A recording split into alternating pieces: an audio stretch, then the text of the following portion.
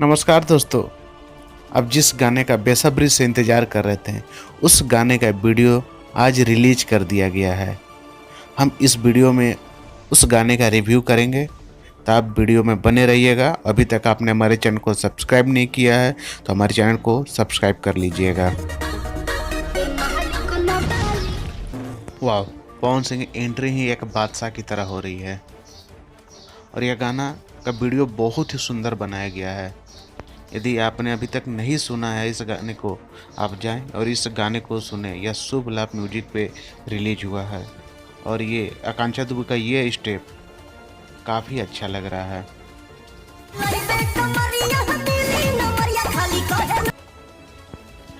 ये स्टेप वह एक बॉलीवुड सॉन्ग था, कौन गर्मी गर्मी करके था, उसी का ये कॉपी है।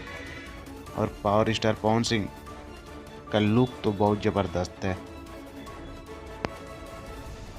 ये देखिए,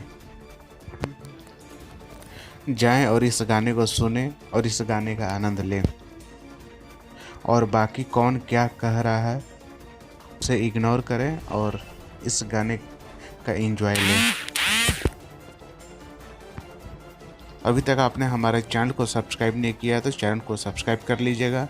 यह चैनल सिर्फ पवन सिंह की न्यूज दिखाती है। मिलते हैं नेक्स्ट अपडेट के साथ, तब तक के लिए धन्यवाद।